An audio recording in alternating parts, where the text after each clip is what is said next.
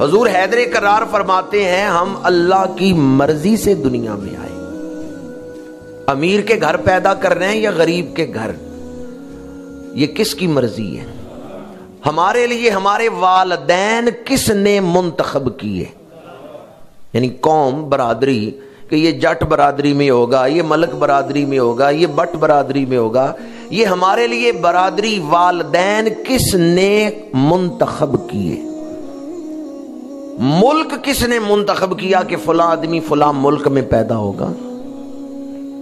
اگر اللہ تعالیٰ آپ سے پوچھتا کہ آپ کو کسی گاؤں میں پیدا کریں، شہر میں، امریکہ میں یا پاکستان میں، تو کیا خیال ہے کوئی غریب ملک میں پیدا ہونا پسند کرتا؟ ہمارے لیے ملک منتخب کیا تو اللہ نے، وہاں اللہ کی مرضی، ہماری مرضی نہیں چلی.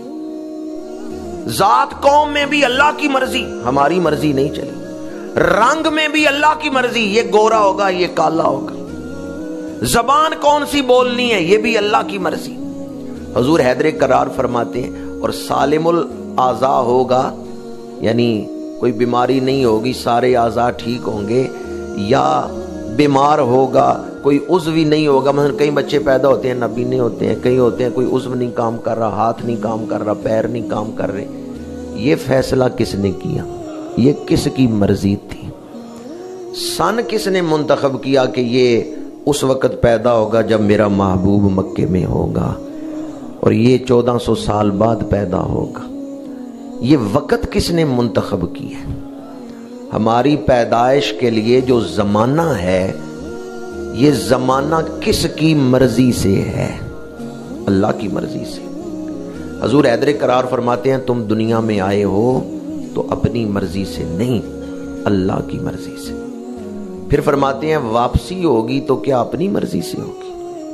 انسان مرنا نہیں چاہتا، انسان دنیا میں رہنا چاہتا ہے. ہسپتال اس بات کی دلیل ہے، انسان جتنا بھی بیمار ہو وہ زندہ رہنا چاہتا ہے، وہ چاہتا ہے میں کچھ اور عرصہ دنیا میں رہوں. حضور حیدر کرار فرماتے ہیں اللہ کا حکم آئے گا، تمہاری مرضی نہیں چلے گی، موت آ جائے گی.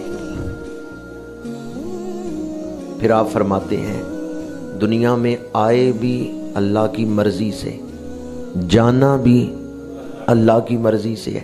تو یہ درمیان میں جو 60-70 سال تمہیں دیے گئے ہیں، ان میں اپنی مرضی کیوں کرتے ہو؟